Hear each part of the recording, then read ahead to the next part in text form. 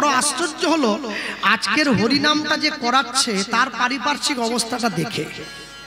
হ্যাঁ, তার বাড়িতে ওপরে একটা প্লাস্টিক দেওয়া আছে টালির চাল, সে 3 লাখ থেকে 5 লাখ টাকা কীর্তনে খরচ করছে। যাক, সকলে ওনাকে আশীর্বাদ করবেন, অন্য কিছু না হোক এ জীবনে তো ব্যাংকে জমা করে যাচ্ছে, আমরা তো কেউ নেব না, ওটা ওই পাবে। জমা ওই করছে মানে টাকা ও, টাকা যে জমা করবে সুদ তার, এ কিছু করার নাই। তা পাপ করলে রাশি রাশি ভোগ করে কি মাসি পিসি, এটা যেমন ঠিক, তাহলে পুণ্য করলে রাশি রাশি ভোগ করবে কি মাসি পিসি? পাপের ফল যেমন মাসি পিসি নেবে না, পুণ্যের ফলটাও মাসি পিসি নেবে না, ওটা ও যে করবে সেই নেবে। তাহলে যে ভালো কাজ করছে এই ভালো ফলটা সে যেন পায়। আর সব থেকে বড় কথা, সকলে সুজিতদাকে আশীর্বাদ করবেন, ঈশ্বর যেন সুজিত বাবুকে কৃপা করেন। নিতাই গৌর প্রেমানন্দ হরি বল। আর সকলে সহযোগিতা করবেন মন ভরে প্রাণ ভরে, যাতে হরিসভাটা বেঁচে থাকে। আমি বলতে গিয়ে বলবো, বৈষ্ণব জগতে যত বৈষ্ণবকে আমরা দেখছি, সকল বৈষ্ণবদের মধ্যে 6 জন বৈষ্ণবের কথা আমরা সব সময় পাই। কে কে? জয়রূপ সনাতন ভট্ট রঘুনাথ, শ্রীজীব গোপাল ভট্ট দাস রঘুনাথ, এই 6 গোসাইয়ের করি চরণ বন্দন, যা হইতে বিঘ্ননাশ অভিষ্ট পূরণ। 6 জন। এরপরে বলা হলো এই 6 গোসাই যবে ব্রজে কইলেন বাস, ব্রজে রাধা কৃষ্ণের নিত্য লীলা ভুবনে প্রকাশ। হ্যাঁ, নাম পূরণের পদে আছে না, হরি হরায় নম কৃষ্ণ যাদবায় নম, ওই পদে আছে। কিন্তু বৈষ্ণব জগতের যত, আস্তে কথা বলবেন না, বৈষ্ণব আজকে আসরটা উড়িয়ে দিলে হবে না, আমার পরে কীর্তন সম্রাট গাইবেন, আসরটা তৈরি করে দিতে হবে সেইভাবে, উড়িয়ে হোক পাট লাভ ঝাপ করে হয়ে গেলে হবে না। হ্যাঁ, সব থেকে বড় আশ্চর্য কি, বৈষ্ণব জগতের যত আইন কানুন নিয়ম দেখছেন এই 6 জন বৈষ্ণবের কাছ থেকে এসেছে। যত নিয়ম সব এই 6 বৈষ্ণবের প্রচার। আর সব থেকে বড় আশ্চর্য, এই 6 জন বৈষ্ণব ছাড়াও 4 জন বৈষ্ণব রয়েছেন যারা বৈষ্ণব জগতে বিরাট বড় অবদান রেখেছেন, যাদের অবদানের কৃতিত্ব আজ পর্যন্ত কেউ নষ্ট করতে পারেনি। কে কে 4 জন? তাক প্রথমে দেখুন, নামে ঠাকুর হরিদাস। হরিদাস প্রথম বৈষ্ণব। হরিদাস ঠাকুরের মতো এত হরিনাম আজ পর্যন্ত কেউ করতে পারেনি। দিবানিশি 3 লক্ষ হরিনাম গাইতো যে সাধু, দিবানিশি 3 লক্ষ মানে মাসে 33 90 লক্ষ, 1 কোটি নাম গাইতো যে বৈষ্ণব। এরপর প্রণামে রঘুনাথ দাস। রঘুনাথ দাস, হরিদাস ঠাকুরের পরে রঘুনাথ দাস। বৈষ্ণব জগতে রঘুনাথ দাস গোস্বামীর মতো করে এতবার প্রণাম কেউ করতে পারেনি। প্রত্যেক দিন রাধাকুণ্ডের পাড়ে গিয়ে 1000 বার মাথা ঠুকিয়ে প্রণাম করেছে। শেষ পর্যন্ত জীবনের শেষ দিনে গিয়ে কপালের মাঝখানটা গর্ত হয়ে গিয়েছিল মাথা ঠুকোতে ঠুকোতে। আর আমাকে একবার বললে আমার খুব কষ্ট হয়, জানেন তো, কোমর টোমর ব্যথা না, পারি না। হ্যাঁ, তারপরে বললেন আচার্য শ্রী রামানন্দ। রামানন্দ, রামানন্দ রায়ের মতো করে গৌর ভক্তির আচরণ কেউ করতে পারে না। কেন? যে মায়েরা বাবারা বাড়িতে প্রত্যেক দিন যাদের ফুলের গাছ লাগাবার অভ্যেস আছে, মাঝে মাঝে ফুলের গাছ লাগায়, রাত্রিবেলা যখন ঘুমোতে যাচ্ছেন তখন দেখছেন ফুলটা কুড়ি হয়েছে, সকালবেলা ঘুম থেকে উঠে দেখলেন ওটা কুড়ি নয়, ওটা ফুল হয়েছে। আচ্ছা বলুন তো, কুড়িটা দেখলেন, ফুলটা দেখলেন, কিন্তু কেমন করে কুড়ির থেকে ফুল হলো এটাকে দেখেছেন? কেউ কিন্তু দেখিনি আমরা। রামানন্দ রায় দেখেছিল গোদাবরী গঙ্গার তীরে রাধাকৃষ্ণ মিলিত তনু গৌর, আমরা সবাই জানি, কিন্তু রাধাকৃষ্ণ কেমন করে মিলে গৌর হয়ে যাচ্ছে এটা আমরা কেউ দেখিনি। রায় রামানন্দ দেখলো, তবে প্রভু হাসি তারে দেখাইলা স্বরূপ, রসরাজ মহাভাব দুহু এক রূপ। এরপরে বললেন হরিনাম প্রচারে শ্রীপাদ নিত্যানন্দ। নিত্যানন্দ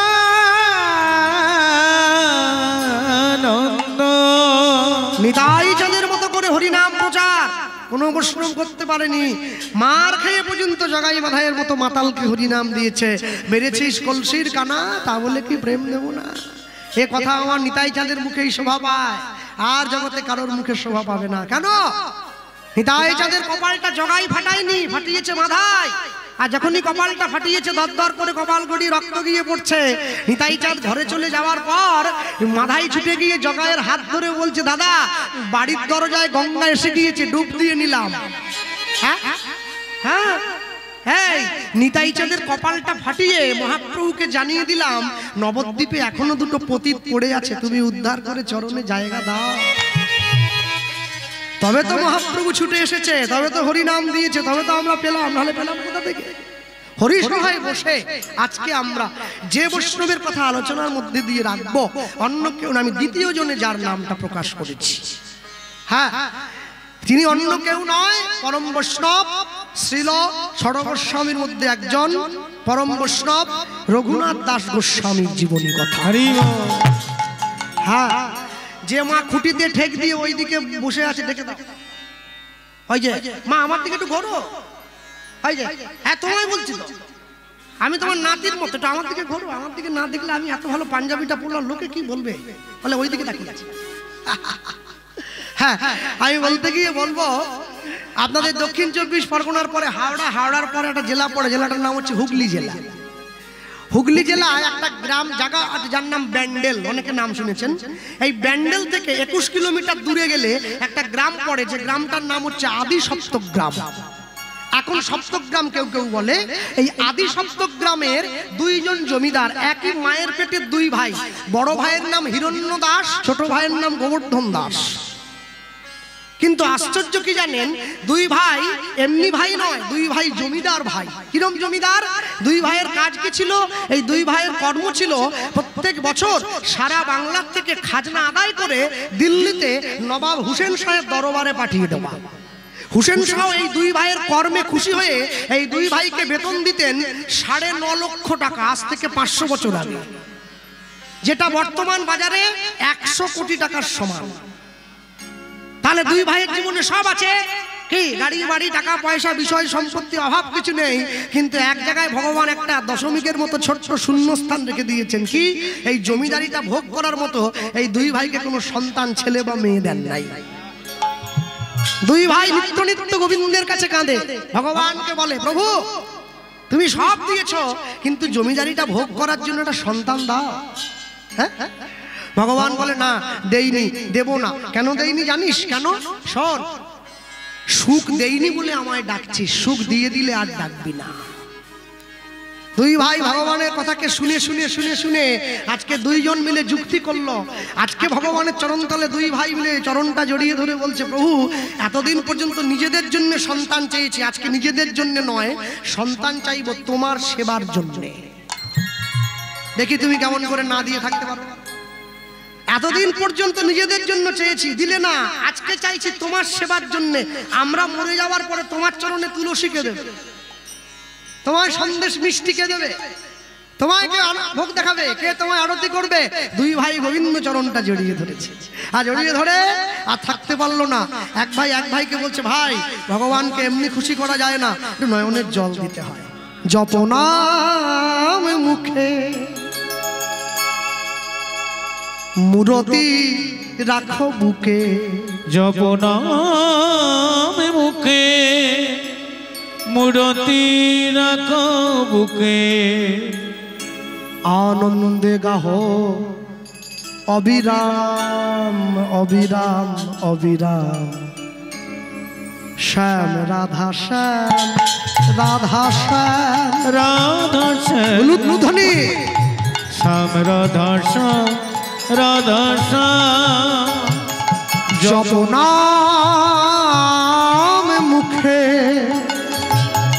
মূরতি রাখো বুকে, জপনাম মুখে মূরতি রাখো বুকে, জপনাম মুখে মূরতি রাখো বুকে, জপনাম মুখে হরি বল হরি মূরতি রাখো বুকে, আনন্দে গাহো অবিরাম, শ্যাম রাধা শ্যাম রাধা শ্যাম রাধা শ্যাম, শ্যাম রাধা শ্যাম রাধা শ্যাম রাধা শ্যাম, শ্যাম রাধা শ্যাম আনন্দ কিশোর শ্যামল সুন্দর বামেতে কিশোরী প্রেমাবেশে থর থর আনন্দ। কি ভাবছেন আমার মতো কোনো 10 টাকার কীর্তনী আর বানানো গান নাকি? কীর্তন সুর সম্রাট ওই কলকাতা কানাইলাল বন্দ্যোপাধ্যায়, তার লেখা কথা, তার দেওয়া সুর। আনন্দ কিশোর শ্যামল সুন্দর বামেতে কিশোরী প্রেমাবেশে থর থর অপার সংসার প্রেমের পারাবা। অপার সংসার প্রেমের পারাবা।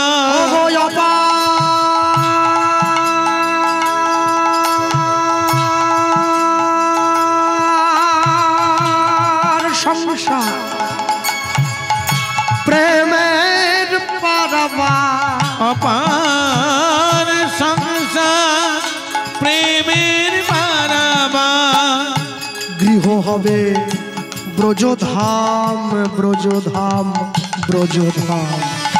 শ্যাম রাধা শ্যাম রাধা শ্যাম হরি হরি বল।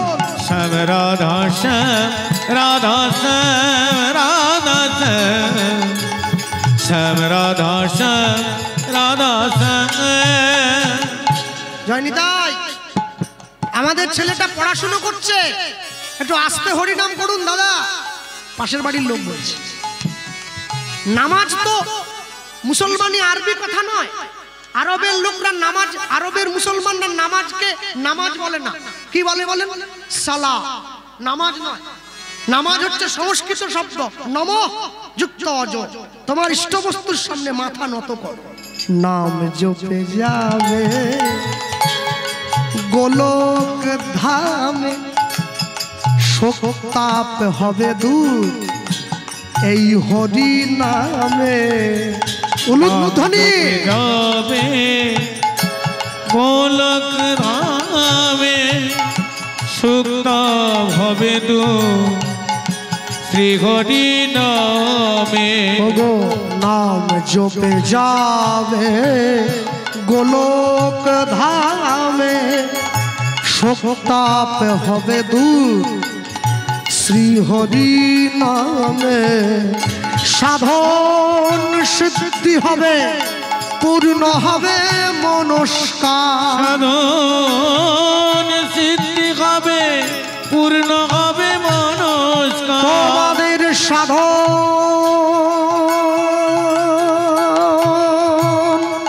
সিদ্ধি হবে পূর্ণ হবে মনস্কার। সাধন সিদ্ধি হবে পূর্ণ হবে মনস্কার। গৃহ হবে ব্রজধাম ব্রজধাম ব্রজধাম। শ্যাম রাধা শ্যাম রাধা শ্যাম হরি হরি বল হরি বল। শ্যাম রাধা শ্যাম রাধা শ্যাম। জপনা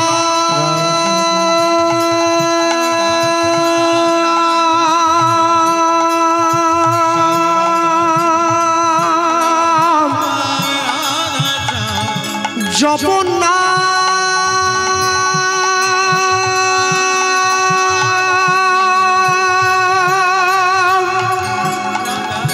জপনা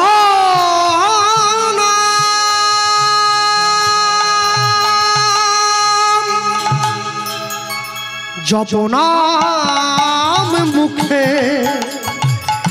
মূরতি রাখবুকে। জপনাম মুখে মূরতি রাখো বুকে। আনন্দে গাহ অবিরাম। শ্যাম রাধা শ্যাম রাধা শ্যাম রাধা শ্যাম। নাম জপ ভাই নাম জপ ভাই হরি হরি নাম।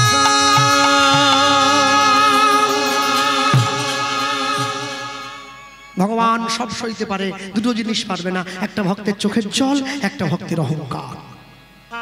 দুই ভাইয়ের নয়নের জল যেই গোবিন্দ চরণে পড়লো, আর ভগবান থাকতে পারলো না, দৈববাণী করে দিয়েছে, হিরণ্যগোবর্ধন অচিরাতে তোমাদের ঘরে এক পুত্র সন্তান জন্মগ্রহণ করিবে। আমার ভক্তির বলে সন্তান বলবান হইবে। এই সন্তান না রহিবে তোমাদের ঘরে, জগৎ মাঝে আমার লীলা কথা প্রচার করিবে দারে দারে, প্রচার করিবে দারে দারে। চাইলে চোরের জন্ম দেওয়া যায়, চাইলে চিটিংবাজের জন্ম দেওয়া যায়, চাইলে ঘুষখোর সুদখোর ফেরেববাজের জন্ম দেওয়া যায়, চাইলে সাধুর জন্ম দেওয়া যায় না। তাহলে তো জগতে সবার মা সাধুর মা হয়ে যেত, চোরের মা থাকতো নাকি? তাই জন্ম যদি দিতে হয় সাধুর জন্ম দেবেন, চোর নয়, চোর নয়। যারা বৈষ্ণব সেবায় যায়, ভক্ত সেবায় যায়, দেখবেন সেবা করার শেষ মুহূর্তে একটা জয়ধ্বনি দেয়, সাধু সাবধান। চোর সাবধান নয়, সাধু।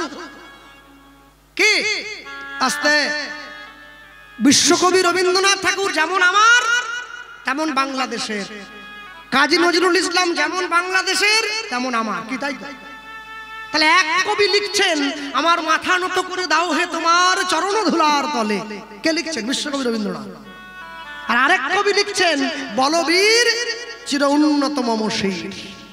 বলো, আজকে তোমাদের সামনে মনে রাখবেন, যারা এই আসরে বসে আছেন, যারা গুরু দীক্ষা নিয়েছেন এবং যে সমস্ত গুরুরা বসে আছেন, সবার চরণে আমি প্রণতি নিবেদন করি। আমি সকলকে বলবো, জগতের সকল গুরুদেবদেরকে বলবো, যখন আপনার শিষ্য আপনার কাছে গিয়ে নিজের কর্ণমূলটা বাড়িয়ে দেবে দীক্ষা দেওয়ার জন্য, শুধুমাত্র দীক্ষা মন্ত্র দেবেন না, সেই সঙ্গে সঙ্গে একটু ধর্ম রক্ষারও মন্ত্রটা কানে দিবেন। হরিবল। শুধু দীক্ষা মন্ত্র নিলে হবে না, ধর্মটাকে রক্ষা করতে হবে।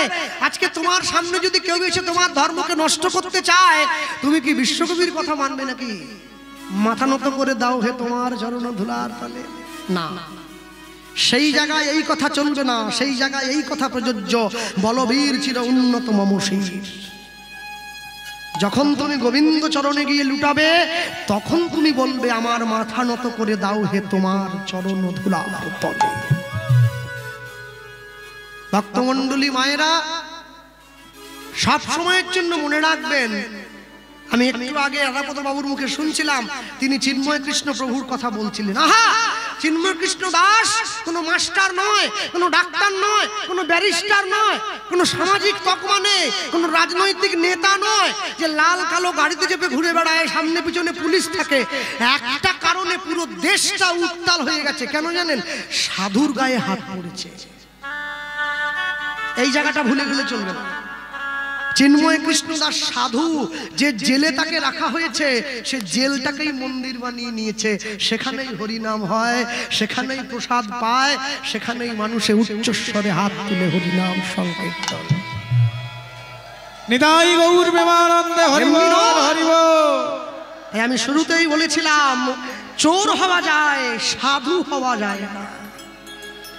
যে বাড়ির সন্তান নিরামিষ খায়, গুরু দীক্ষা নিয়েছে, ভগবানের নামে কাঁদে, গোপাল কোলে নিয়ে ঘুরে বেড়ায়, সেই বাড়ির বাবা মায়েরা দুঃখ করে, কৃষ্ণবাবু আমাদের ছেলেটা এই বয়স থেকে নিরামিষ খাচ্ছে। আহা আহা, আপনি এটা দুঃখ করছেন কেন?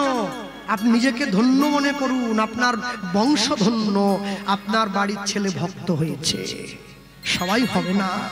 দুই ভাই ভগবানের মন্দির থেকে চোখটা মুছতে মুছতে বেরিয়ে এসছে, ছোট ভাই হাত ধরে বলছে, হ্যাঁ রে দাদা, ভগবান যে বললো আমাদের ছেলে হবে, বলে হ্যাঁ, এতদিন পরে ভগবান ঠিক মতো একটা জিনিস দিয়েছে, বুঝলি, মনটা বড় খুশি।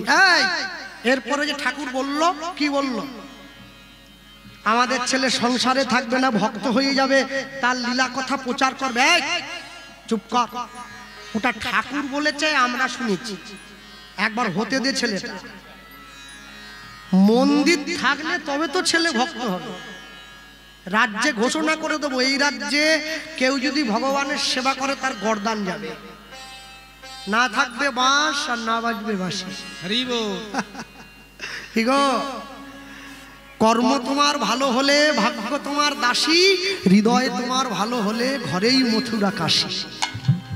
কোথায় ছুটে যাচ্ছে মানুষ, শুধু চদ্দিকে ছুটে যায়। দিন দিন পুরনো হয়ে গেল, একদিন দুদিন তিন দিন বছর অতিক্রান্ত হয়ে গেল। আর এই বৎসর কালের সমাপনন্তে ছোট ভাই গোবর্ধন দাসের স্ত্রীর ঘরে কোনো সন্তান হয় নাই। বড় ভাই হিরণ্য দাসের স্ত্রীর কোল আলো করে একটা পুত্র সন্তানের জন্ম। আর যেই বড় ভাই হিরণ্য দাসের স্ত্রীর আলো করে পুত্র সন্তানের জন্ম হয়েছে, ছোট ভাই ছুটে এসছে, দাদা আমার তো কোনো সন্তান হলো না, তাহলে আজ থেকে আমার যা সম্পত্তি আছে তোর ছেলেটা পাবে, তুই শুধু তোর ছেলেটার বাবা হওয়ার অধিকারটা আমায় একটু দে। বেশ, আজ থেকে এই ছেলেটার নাম হবে, ছেলেটার বাবার নাম খাতায় কলমে হবে হিরণ্য গোবর্ধন দাস। দুই ভাইয়ের নাম একসঙ্গে জুড়ে দেওয়া হয়েছে। গ্রামের মানুষ ছুটে এসেছে। জমিদার মশাই, যেমন করে রামচন্দ্র নিজের রাজ্যের প্রজাদের পালন করতেন, আপনার ছেলে আমাদের সকলের মঙ্গল করবেন, ছেলেটার নাম দিন রঘুনাথ। রঘুনাথ দাস বড় হচ্ছে, 10 বছর বয়স হয়ে গেছে, গুরুদেবের আশ্রমে যাচ্ছে লেখাপড়া করার জন্য। রঘুনাথ দাসের গুরুদেবকে হুগলি জেলার চাঁদপুরে বলরাম আচার্য প্রভু। রঘুনাথ দাস জমিদারের ছেলে সোনার পালকি থেকে নেমে গিয়ে গুরুদেবের চরণ তলে লুটিয়ে পড়েছে, চরণটা জড়িয়ে ধরেছে। জয় জয় শ্রী গুরু, গুরু আমার প্রেম কল্প তরু। গুরু দীক্ষা যারা নেননি অবশ্যই নিতে হবে। আর যদি গুরু দীক্ষা না নিয়ে থাকেন, গুরুচরণে ভক্তি আনার জন্য, যাতে গুরুদেবের চরণের প্রতি মোহটা যায়, যাতে গুরুদেবের চরণের প্রতি আসক্তি তৈরি হয়, তার জন্য সকলকে গলায় তুলসীর মালা পরতে হবে। কেউ বাদ থাকবে না, সবাই পড়বে। আমি ভরা সময় প্রচার করে গেলাম। অনেকে বলে দাদা আমি যে আমিষ খাই, খান না, যার যা মন চাই তাই খাবেন, তুলসীর মালা গলায় পায়। আকাশের শোভা চাঁদ, চাঁদের শোভা তারা, বৃন্দাবনে কৃষ্ণ শোভা নদিয়ার শোভা গোরা, গ্রামের শোভা বাড়ি আর রাস্তার শোভা গাড়ি, মুসলমানের শোভা তার বড় বড় দাড়ি। বাঙালি হিন্দুরা সংসারে পড়ে ভোগ করে কত জ্বালা, তবু তারা গলায় দেয় না দুফে তুলসীর মালা। মালা পরবেন, সকলে পরবেন। যারা আমিষ খাচ্ছেন মালাটা কণ্ঠের সঙ্গে লাগিয়ে পড়বেন না, নামিয়ে পড়বেন। আর যারা নিরামিষ সেবা করেন মালাটা কণ্ঠের সঙ্গে লাগিয়ে পড়বেন। কেন পড়তে বলছি জানেন? লাইনে দাঁড়ান, তবে তো ডাক পাবেন। মালা প্রত্যেকে পড়বেন। তুলসীর হার জেনা পরে ছাড়, বৃথা জন্ম গেল তার। তুলসীর মালা সকলকে পড়তে হবে। ভক্ত এখন ছড়িও না, পরে যাবে, এখন নয়। আমাদের কীর্তন শেষ, পরবর্তী সম্প্রদায় আসবে, সেই সময় ছড়িয়ে দেবে। আমিও দুটো গুড়বো তাহলে, এখন না। তুলসীর মালা সকলকে পড়তে হবে। রঘুনাথ দাসকে তুলে ধরে গুরুদেব বক্ষ মাঠে জড়িয়ে ধরে বলে উঠছেন, আচ্ছা রঘুনাথ, তুমি যে এত ভালো ভালো কথাগুলো আমায় জড়িয়ে ধরে বললে, বাবা আমায় বলতে পারো এত ভালো ভালো কথাগুলো তোমায় কে শিখিয়ে দিয়েছে? গুরুদেব বলছে, আগে যে রঘুনাথকে বলছে, রঘুনাথ বলছে, আগে গুরুদেব আমাকে কেউ শিখিয়ে দেয়নি। তাহলে কেউ যদি না শেখায় তুমি এমনি এমনি বলে দিলে? না, মানে বলছিলাম কি, আপনাকে দেখা মাত্র এই কথাগুলো মন থেকে এসে গেছে, তাই তুমি আমার আশ্রমে থাকবে, আগে থাকবো, পড়াশোনা করবে, করবো, কাজ করবে, করবো। কি কাজ করবে আপনি যা বলবেন। তোমার ইচ্ছে কি শুনি? আমার ইচ্ছে ভগবানের জন্য মালা গাঁথবো, ফুল তুলবো, ঠাকুরের সেবা করব, মন্দিরটা পরিষ্কার করব। আস্তে উঠন্তি মূল পত্রে চেনা যায়, অন্য কোনো কাজ নয়, ভগবানের সেবা করবো বলছি। আর যেই কথা বলেছে, এই কথা বলা মাত্র রঘুনাথ দাসকে আশ্রমে রেখে দিয়ে বাবা জ্যাঠা নিজের বাড়িতে ফিরে গিয়েছে। রঘুনাথ দাস আশ্রমে রইল। সেই আশ্রমে একদিনকে আসছে কে? নামাচার্য ছিল ঠাকুর হরিদাস। সকল ছাত্ররা ছুটে গিয়েছে, রঘুনাথ দাসও গিয়েছে। আর গিয়ে সকলের সামনে বসেছে। হরিদাস ঠাকুর এসে বসেছে, আর বসে কি বলছেন জানেন? শোনো, রাধাকৃষ্ণ মিলিত যাকে তোমরা বুঝে দেখেছ, সেই মানুষটাই কলিতে গৌড় হয়ে এসেছে। হরিদাস ঠাকুর বলছে সকলের সামনে বসে কি বলতে, আর রঘুনাথ দাস হরিদাস ঠাকুরের বদন পানে এক দৃষ্টে তাকিয়ে আছে, মুখের দিকে তাকিয়ে রয়েছে এক দৃষ্টে। আর হরিদাস ঠাকুর বলছে রঘুনাথ দাসের সামনে বসে কি বলছে, এসেছে ব্রজের বাঁকা, এসেছে ব্রজের বাঁকা কালো সখা, কালো সখা, আয় তোরা দেখবি যায়, দেখবি যায় তোদের এই সোনার নদী এসেছে, এসেছে ব্রজের বাঁকা, এসেছে ব্রজের বাঁকা কালো সখা, আয় তোরা দেখবি গায়, দেখবি গায় তোদের এই সোনার নদী গায়। আস্তে হাত তোলা যাবে, একটু তালি দেওয়া যায়, বাবা বা এসেছে, এদিকে কোথায়, এসেছে ব্রজের বাঁকা, এসেছে ব্রজের বাঁকা কালো সখা, আয়